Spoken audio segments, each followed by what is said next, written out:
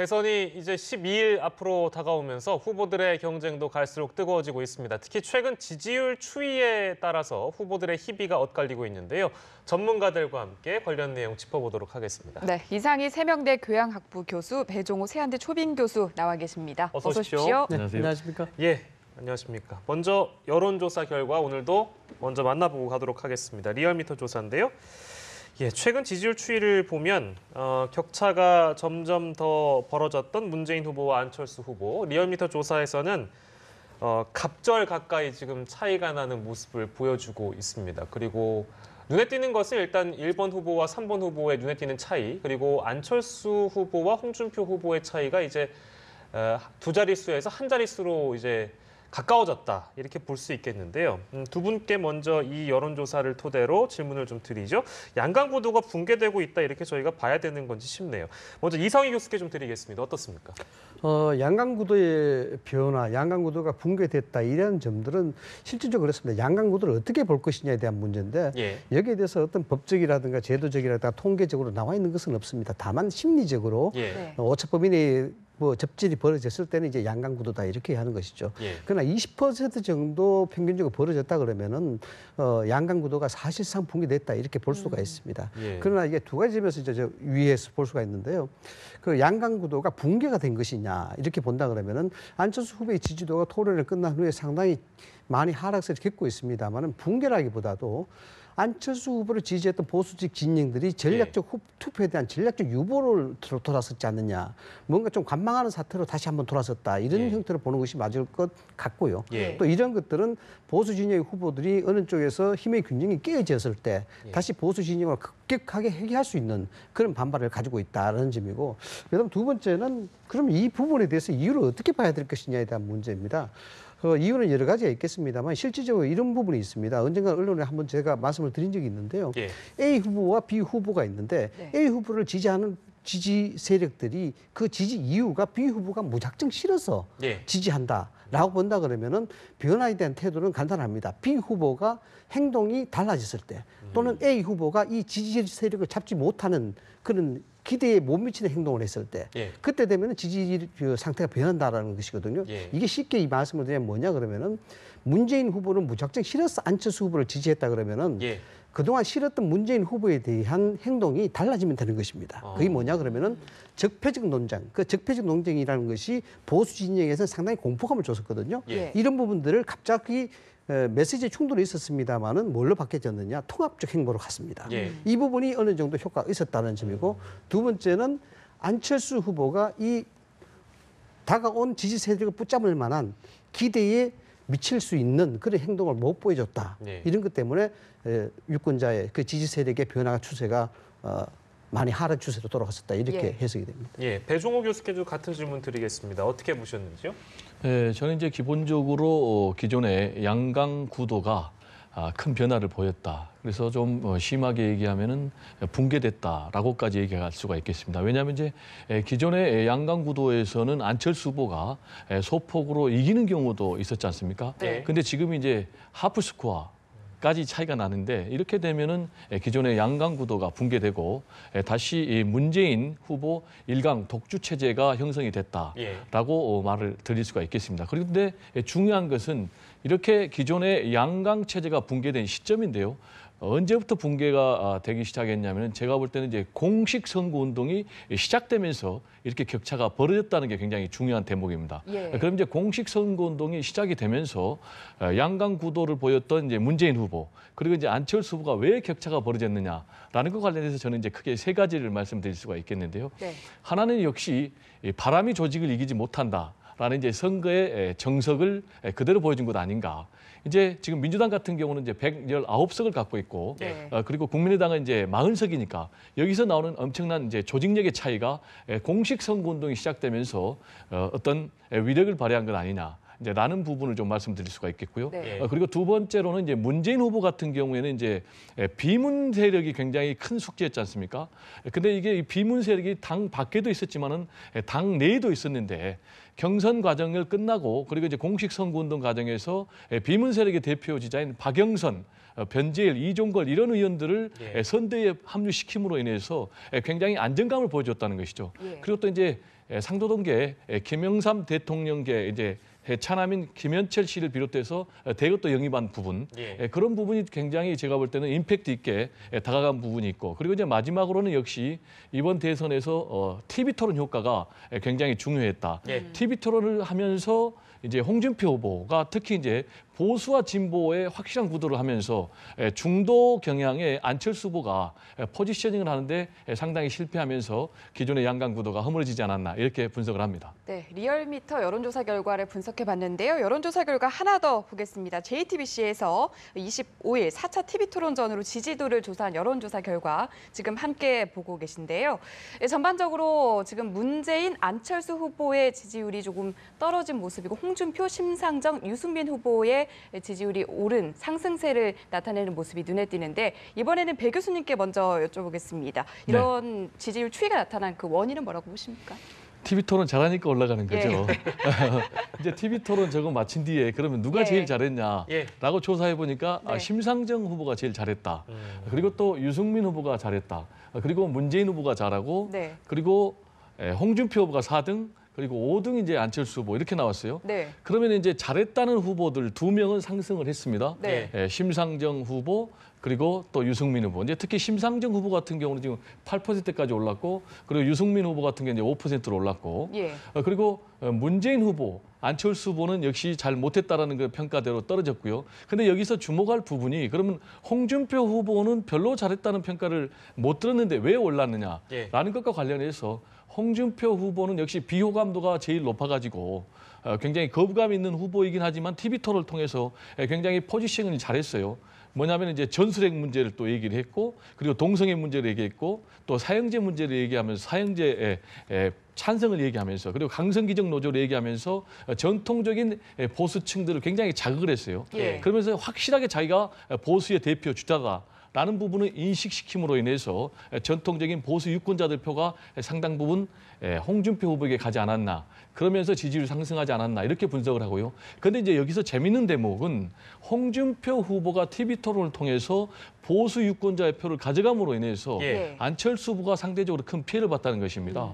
분석을 해보니까 보수층 지지자들 가운데 1위를 누가 달리고 있냐면은 지금 홍준표 후보가 달리고 있지 않습니까? 이것으로 봤을 때 TV 토론이 계속되면서 결국은 홍준표 후보가 전통 보수 지지자들의 표심을 가져가면서 그만큼 제로섬 관계에 있으면서 안철수 후보의 지지율이 하락하지 않았나 이렇게 분석을 합니다. TV 토론이 거듭될수록 여론조사 결과에 점점 더 반영되는 그런 모습을 보이고 있는데요. 이 교수님께서는 어떻게 분석하고 계십니까? TV 여론조사의 중요성이야 이제 뭐 두말할 나위가 없죠. 뭐 지금 현재 가장 짧은 대선 기간에 후보들의 검증 그리고 도덕적 자질 이걸 검증할 수 있는 유일한 수단이 될 수밖에 없는 그런 상황입니다. JTBC의 토론에는 기본적으로 흥미를 유발시킬 수 있는 요소들이 많이 갖고 있었습니다. 뭐냐 그러면 첫 번째는 안철수 후보와 문재인 후보가 오차 범위 내에는 아니지만 치열한 접전 현상을 보이고 있는 상황이었고 그다음 문재인 후보 1위를 달리는 후보의 입장에서는 송민순 회고록이라는 문제가 지금 대두가 돼서 핵심적 이슈가 많은 사람들의 관심을 불러일으켰고 그다음 안철수 후보의 입장에서는 과연 골든크로스를 지나치지 못했는데 뭔가 반전할 수 있는 카드를 낼 것인가에 대한 문제 이런 것이 한 3가지 정도가 흥미를 유발할 수 있는 그런 소지가 있었습니다. 그러나 사실상 뭔가 좀 정제된 그런 토론을 하다 보니까 흥미를 유발시킬 수 있는 그런 일은 사실 없다고 봐야 되겠죠. 공방이 치열하게 전개가 돼야 되는데 거기에는 여러 가지 프로그램의 진행상에 대한 문제도 없지 않아 있었습니다. 많은 그런 규칙, 까다로운 어떤 규칙들 뭐 이런 것들 때문에 중단되는 그런 경우도 없지 않아 있었습니다만은 효과를 많이 봤다. 그러니까 지지율의 상승폭이 있었다. 뭐 심상정 후보 같은 경우에는 상대적으로 굉장히 자유스러운 분위기에서 토론할 수밖에 없죠. 뭐 공격을 받는 입장이 아니고 공격하는 입장이니까 그런 건데 심상정 후보는 한마디로 이야기하자 그러면은 파편 효과를 봤다 이렇게 볼 수가 있습니다. 그 파편 효과라는 것이 뭐냐? 큰 돌멩이를 망치로 쳤을 때 튀는 돌가루. 이런 것을 이제 파편 효과라고 이야기를 합니다. 뭐냐 그러면은 문재인 후보의 공세에 의해서 나타나는 문재인 후보 진영에 지지하는 진영에 실망한 이런 사람들의 일부가 많이 심상정 후보로 갔다라는 것이죠. 이 부분이 문재인 후보 입장에서는 굉장히 지금 딜레마에 들어갈 수도 있는 문제입니다. 왜냐하면 어차피 지금 지지도로 보면은 문재인 후보가 될 가능성이 높은데 그러면은 이 상황에서 심상정 후보를 밀어서 진보 정당을 좀 더 활성화시키는 것이 낫지 않겠느냐 이런 판단을 할 수 있다는 것이죠. 이게 파편 효과라는 겁니다. 그래서 심상정 후보가 열심히 하면 할수록 오히려 문재인 후보는 또 여기에 대해서 위축이 될 수 있는 그런 가능성을 또 볼 수가 있습니다. 저희가 뭐 원래 그 여론조사 추이를 분석한 다음에 이제 후보별로 오늘 발걸음도 좀 따라가보고 이슈를 얘기를 하긴 하는데 대부분 이제 얘기하는 게 문재인 후보, 안철수 후보, 홍준표 후보 순서로 했거든요. 근데 지금 이제 이상희 교수께서 얘기를 해주시니까 심상정 후보 얘기를 안 할 수가 없는 게요. 아까 JTBC 여론조사상 8.6%잖아요. 그렇죠. 이게 그 2002년 대선 당시에 권영길 후보, 제 기억이 맞는지 모르겠습니다만 그 약 4% 정도 3% 되죠. 3%대인가요? 네, 네. 그때도 진보정당 사상 가장 높은 득표율을 기록했는데 8.6을 만약에 이제 그 심상정 후보나 혹은 지금 뭐 정의당 쪽에서는 목표가 두 자릿수라고 하니까요. 네. 8.6도 굉장히 고무적인 분위기일 겁니다. 근데 저렇게 되면 제가 얘기하고 싶은 건 문 후보 쪽에서 상당히 신경 쓰이지 않을까요? 그러니까 딜레마에 빠질 수 있다는 예. 부분입니다. 굉장히 곤혹스럽죠. 이 부분을 심상정 후보도 그 정의당과 대척점을 가지고 이렇게 비난한다든가 공세를 취할 수도 없는 그런 입장이 바로 민주당 입장입니다. 예. 그래서 오늘 민주당 입장에서 뭐 문재인 후보가 이야기한 걸 보면은 민주당과는 국민의당과는 같은 뿌리고 정의당과는 정책적 연대를 할 수 있다 이런 예. 얘기를 하고 있거든요. 예. 이런 것들이 심상정 후보의 지지도가 상승 국면이 있으니까 그런 말 한다. 뭐 이렇게 딱 부러질 이야기를 할 수는 없으나 예. 이 상황에서 심상정 후보에게 뭔가 모르게 상당히 부담을 느끼고 있다. 이런 것을 예. 시사를 하는 부분이거든요. 예. 그래서 아까도 말씀을 드렸습니다마는 고무풍선 효과를 가지고 있는 후보는 두 부류가 있습니다. 예. 먼저 안철수 후보와 홍준표 후보. 홍준표 후보가 잘하게 되면 안철수 후보가 위축이 되고 예. 안철수 후보가 잘하게 되면 홍준표가 위축이 되는 이런 고무풍선 효과. 예. 그다음 또 한 사람은 문재인 후보와 심상정 후보. 예. 두 사람이 어느 쪽도 잘하게 되면 한 쪽이 손해 볼 수 있는 예. 그런 어떤 이상한 그런 관계가 진행되고 있으니까 예. 이 부분을 이번 내일 예정된 토론회에서 심상정 후보의 토론 내용 예. 이것도 좀 유의 있게 좀 봐줘야 될 부분이 아닌가 이렇게 생각이 듭니다. 알겠습니다. 네, 제가 예. 여기에서 좀 말씀드리고 싶은 것은 이번 대선에서는 굉장히 TV 토론 효과가 즉각 나타나는 그런 예. 경향이 분명히 있어요. 예. 그리고 이제 이번에 JTBC 4차 토론 결과 왜 이렇게 반영이 됐냐면은 그때 전반적으로 문재인 후보가 이전에 1, 2, 3차에 비해서는 굉장히 못하셨어요. 예. 그리고 이제 특히 동성애 발언이라는 진보 성향의 유권자들이 민감하게 반응할 그런 부분에 대해서 예. 문재인 후보는 반대한다. 라는 입장을 밝혔고요. 예. 여기에 대해서 이제 심상정 후보는 자신은 찬성한다. 그리고 문재인 후보에게 좀 실망했다. 예. 라는 이제 발언을 하면서 굉장히 이 부분이 진보 성향의 유권자들에게 영향을 미쳤을 것으로 보고요. 예. 그런데 과연 이런 부분이 현재의 지지율이 대선 투표로 그대로 이어질 것인가라는 부분과 관련해서 저는 좀 다르게 봅니다. 그게 뭐냐면은 현재는 완전히 정권 개천이 사실상 이루어졌다. 예. 누가 돼도 야권 후보가 될 것이다. 라는 그런 생각 때문에 지금 지지율에 응답하는 여론조사에 응답하는 사람들이 이제 편하게 응답을 했지만은 예. 막상 이런 양상이 말씀하신 대로 이제 풍선 효과가 좀 보이면은 막상 기표에서 들어갈 때는 다시 전통적인 진보 성향의 유권자들이 문재인 후보에게 집중될 수 있다. 사표 심리가 작용한다는 말씀이신가요? 그러니까? 사표 심리보다는 정권 교체 심리가 더 강하게 작동하는 거죠. 아. 예. 그렇다 보면은 현재 역대 한 3%대까지 예. 권영길 후보가 최다 득표를 했는데 예. 그러면 제가 볼 때는 결국은 심상정 후보는 5, 6%대에 묶이지 않나. 저는 이렇게 전망을 합니다. 예. 네, 그리고 앞서서 또 동성애 발언 관련해서 잠시 언급을 해주셨는데 네. 문재인 후보 측에서 뭐 송구스럽다 이런 입장을 밝혔잖아요. 앞으로 네. 여론의 판세는 어떤 영향을 미칠 걸로 보세요?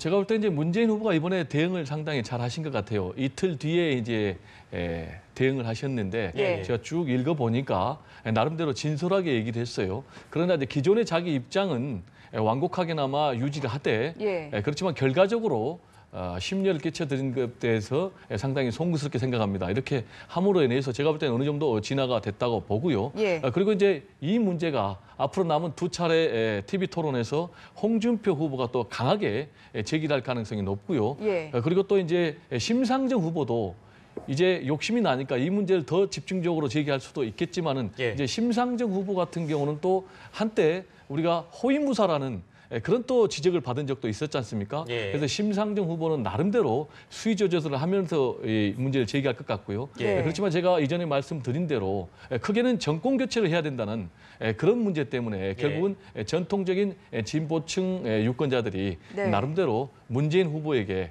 크게 이탈하지 않을 것으로 저는 전망을 합니다. 일전에 국제 애무니스티에서 각 후보들에게 지리서를 보낸 게 있습니다. 뭐냐면은 성소수자 인권 보호를 위한 포괄적 성차별 방지법을 발의할 의향이 있습니까? 예. 이렇게 물은 그런 지리서를 보낸 적이 있는데 이 중에서 이제 홍준표 후보가 불가하다, 심상정 후보는 맞다. 나머지 후보는 여기 응답을 하지 않았습니다. 예. 이 단순히 이 동성애자라는 부분은 동성애라는 위화감이라든가 이런 걸 이야기하는 것이 아니고 진보 진영에 대한 소위 말해서 균열을 노린 아주 전략적인 포석의 메시지라고 봐야 됩니다. 이게 누가 했냐? 홍준표 의원이 후보가 했거든요. 그래서 홍준표 후보에 대한 부분들은 사실상 연구 가치가 굉장히 많습니다. 저는 뭐 커뮤니케이션을 전공했습니다만 왜 그러냐면은 약간은 허실실의 전략을 가지고 있거든요. 그래서 상당히 우리가 앞으로도 토론을 좀 지켜봐야 되겠습니다만은 타켓을 명확하게 하고 있다. 사격으로 치면 0.4격을 하고 있다. 이렇게 봐야 됩니다. 표가 될 만한 질문만 하고 있어요. 실제적으로 동성애자라는 부분도 본인에 대한 입장을 확실하게 하고 여기에 대한 종교에 대한 지지 이 부분은 굉장히 민감하게 작용을 합니다. 이 부분에 대해서 건드려주는 부분이고 국방에 대한 가산점 문제도 문재인 후보가 대책점을 가지면서 확실한 선을 구분지은 그런 형태의 질의를 하고 있는 부분이거든요. 그렇기 때문에 이 부분은 실질적으로 동성애라는 부분이 그에 대한 논란의 가치 자체가 진보 진영에 있어서는 인권에 굉장히 민감하기 때문에 이 부분에 대해서 어정쩡한 태도, 어정쩡한 스탠스를 가지고 있는 문재인 후보는 상당히 공격을 받을 수밖에 없고 물론 오늘 지적하신 대로 늦게나마 빨리 뭐 좀 대응을 하긴 했습니다만 이 부분의 논란의 가치는 아직까지 계속 이어질 것이다라고 전망이 됩니다. 홍준표 후보가 그러니까 지지층 결집을 목표로 확실한 전략을 잘 짜내어가고 있다 이렇게 보시는군요. 우리가 거꾸로 입장을 생각해 본다 그러면은 최순실 게이트로 말미암아 보수 진영이 완전히 괴멸 상태입니다. 소위 말하자면 등을 돌리고 앉아 있는 상태죠. 그래서 홍준표 후보 입장에서 이 사람들 등을 돌리게 해야 되는데 그냥 점잖게 이야기해서는 돌아오지 않습니다. 물론 아시는 대로 보시는 대로 토론회에서 홍준표 후보가 이야기했는 것은 대통령 후보로서 할 수 있는 언어적 표현은 아니거든요. 그러나 그럼에도 불구하고 이것이 0점 타격에 대한 집중 타겟을 하면서 실질적으로 고개를 돌리고 있다는 부분. 이 부분이 상당히 고무적으로 봐야 될 부분이다. 네, 근데 제가 이제 홍준표 후보의 약진과 관련해서 우리가 유념해야 될 부분이 결국 이제 홍준표 후보하고 그리고 안철수 후보는 이 기존의 전통적인 보수 표심을 가지고 결국은 갈라먹는 제로섬 관계에 있거든요. 그래서 홍준표 후보가 약진하면 약진할수록 오히려 문재인 후보 일강 독주 체제가 공고히 되는 그런 측면이 또 있다고 하겠습니다. 네, 어찌됐건 내일 있을 TV토론에서 홍준표 후보의 발언이나 질문 내용에 좀 집중해볼 필요는 있을 것 같고요. 일단 지금 문재인 후보가 앞으로 뭐 집권했을 때 초대 국무총리로 염두에 둔 사람이 있다 이렇게 밝혀서 이 부분도 주목을 받고 있는데 구체적으로 누군지는 공개를 안 했는데 영남권은 아니다 이렇게 얘기를 했거든요. 이거 뭐 통합정부에 대한 의지 드러낸 것 아니냐 이렇게 해석되고 있는데 교수님께서 네, 이제 그 말씀은 맞고요. 그러면 이제 이 메시지를 과연 이 시점에서 문재인 후보가 왜 던졌느냐라는 부분이 굉장히 중요하거든요. 그 이유는 결국은 굉장히 이번 대선은 조기 대선이고 그리고 보궐선거가 이루어지기 때문에 인수위 없이 그냥 다음 대통령은 임기를 시작을 해야 되는 겁니다. 따라서 차기 초대 국무총리를 나는 준비하고 있다. 라는 메시지를 던짐으로 인해서 자신은 준비된 대통령이다. 안정되게 국정 운영을 끌어갈 대통령 후보다라는 것을 강조하려고 던진 메시지입니다. 그러면 과연 이 초대 총리가 누가 될 것인가라는 부분에 대해서 굉장히 궁금한데요. 말씀하신 대로 지금까지는 원칙은 크게 두 가지입니다. 대탕평, 대통합이다. 그리고 비영남 후보다. 라는 부분만 얘기를 했어요. 그럼 이제 비영남 후보 하면은 얼른 생각나기가 호남 총리입니다. 그럼 이제 호남 총리는 현재 물망에 오른 분은 전윤철 전 감사원장이 또 물망에 오르고요. 이분이 이제 전남 목포 출신이고 그리고 또 한 분은 이제 박승 전 하는 총재 이분이 이제 전북 김제 출신입니다. 그러면 과연 비영남 총리가 꼭 호남 총리만 얘기하는 건 아니잖아요. 그래서 또 다른 일각에서는 의외로 깜짝 총리 카드가 나올 수도 있다. 그럼 그게 누구냐? 안희정도 될 수 있고 또 정치인이 될 수도 있다. 근데 이제 중요한 것은 결국 이제 초대 국무총리를 누구를 내정하든 간에 국회에서 청문회를 거쳐야 되고 동의 절차 다 거쳐야 되지 않습니까? 그래서 일단은 흠결이 없어야 되고 그럼 이 카드를 과연 언제 뺄 것이냐? 라는 것과 관련해서 대선 직전에 뺄 수도 있고 대선 이후에 뺄 수도 있습니다. 왜냐? 대선 직전에 잘못 빼면 예. 이 사람이 과연 책임자냐 책임자지 않느냐라는 게 돼가지고 새로운 변수를 만들 수가 있거든요. 예. 그래서 제가 볼 때는 현재 일강 도축 체제가 무난히 간다면은 제가 볼 때는 굳이 선거 전에 이 카드를 오픈해서 분란을 만들 선택은 하지 않을 가능성이 높다 이렇게 봅니다. 일리 있는 말씀이십니다만 예. 선거 전에 아마 총리를 내정한다거나 총리에 누가 물망에 있다거나 이런 얘기를 하지 못할 겁니다. 그 논란 자체가 굉장히 치열해질 수 있거든요. 예. 저는 뭐 일리 있는 말씀이신데 두 가지 점에서 간단하게 짚어볼 수가 있습니다. 이 총리에 대한 부분을 이야기하는 문재인 후보의 의도, 이것은 문재인 후보의 입장에서 본다 그러면 가장 두려운 부분이 뭐냐? 단일화, 연대, 통합정부 이런 것들입니다. 예. 이런 차제에 있어서 그 메시지 내용을 보면은 국민의당과는 같은 뿌리고 예. 정의당과는 정책 연대를 할 수 있고 이런 과정에서 총리론을 이야기했거든요. 그것은 뭐냐면은 굳이 국민의당 안철수 후보가 이야기하지 않아도 나는 이미 그 준비가 돼 있다라는 것을 이야기하는 겁니다. 소위 말해서 물타기인 거죠. 예. 지금 안철수 후보 쪽에서 통합정부론을 이야기를 하고 있지 않습니까? 네. 예, 예. 이 부분을 사전에 차단하겠다는 것이고 그다음 두 번째는 소위 호남에 대한 배려입니다. 호남에 대한 투표 성향이 많이 달라지고 있습니다. 뭐냐 그러면 전략적 투표가 아니고 실리적 투표 현상으로 가고 있습니다. 예. 호남의 적자, 소위 말해서 호남 출신의 대통령 후보가 없거든요. 예. 없기 때문에 나는 누구든지 우리 호남 쪽에 잘하는 사람의 표를 주겠다는 것이 실리적 선택으로 가고 있다는 겁니다. 예. 전략적 선택이 아니고 예, 예. 이런 차원에서 본다 그러면은 문재인 후보의 입장에서는 어떤 식의 의미를 볼 수도 있는데 이게 호남이 균열된 상태라 봐야 됩니다. 예. 네. 역대 대선이나 역대 총선에서 호남이 갈라진 적은 없습니다. 네. 그러나 역설적으로 지금 호남이 갈라지고 있거든요. 예. 어떻게 갈라졌냐? 안철수와 문재인 후보로 갈라져 있습니다. 이런 상황에서 호남을 전략적으로 끊어하지 않는다면은 그게 배려하지 않는다면은 대선이 자칫 힘들 수도 있다는 위기의식이 굉장히 작용하고 있을 겁니다. 예. 그러니까 지금 비영남 총리를 언급한 것은 지금 이 교수님 말씀을 종합해 보자면 어찌됐든 사실상 호남을 바라보고 던진 네, 저는 거네요. 그렇게 봅니다. 예, 알겠습니다. 자, 저희가 그러면 말이 나왔으니까요. 국민의당에 입당한 분 얘기를 좀 해보겠습니다. 이현주 의원에 이어서 최명길 무소속 의원이 이제 민주당을 탈당했었죠. 국민의당에 입당을 했습니다. 근데 이제 이게 이 두 분이 사실상 김종인 전 대표의 인물들이기 때문에 사실상 김종인 전 대표가 안철수 지지를 선언한 것과 다름이 없는 그런 걸로 해석을 해야 되는 게 아니냐 이렇게 보는 분들이 좀 있네요. 이건 어떻게 보세요? 네, 그건 이제 일리 있는 말씀이라고 봅니다. 왜냐하면 이제 최명길 의원 하면은 김종인 전 대표의 최측근이고 또 거의 단기 필마로 민주당을 탈당을 했지 않습니까? 예. 그럼 이제 최명길 의원이 왜 최근에 예. 국민의당에 입당을 했느냐? 그리고 안철수 지지를 선언했느냐라면 이제 계속해서 안철수의 후보의 지지율이 하락하기 때문에 예. 뭔가 반전의 모멘텀이 필요하거든요.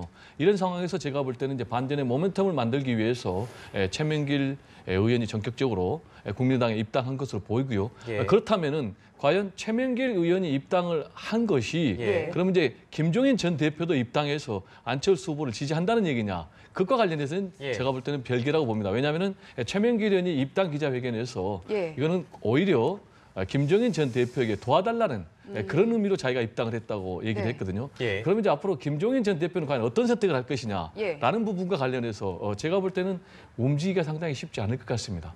왜냐하면은 지금 본인이 최명길 의원과 함께 안철수 후보 지지를 해서 만약에 반전시켜서 역전의 가능성이 있다라면 제가 볼 때는 합류를 하실 걸로 보는데 네. 지금 굉장히 상황이 불투명하기 때문에 그런 선택을 하기는 좀 너무 늦지 않았는가. 네. 그리고 또 최명길 의원도 입당을 하려면 좀 더 먼저 입당했어야 되지 않는가 이런 네. 생각이 듭니다. 지금 이 시점에서 그럼 더 나아가서 김종인 전 대표의 선택이 선거 판세에는 어떤 영향을 객관적으로 줄 거라고 보십니까? 결론적으로 말씀을 예. 드리자면은 큰 영향이 없을 걸로 전 봐집니다. 왜 그러냐 그러면은 이 선거라든가 정치 어떤 선택에 있어서는 타이밍이 굉장히 중요합니다. 우리 교수님 지적하신 그와 일맥상통하는 부분이 있는데요. 예.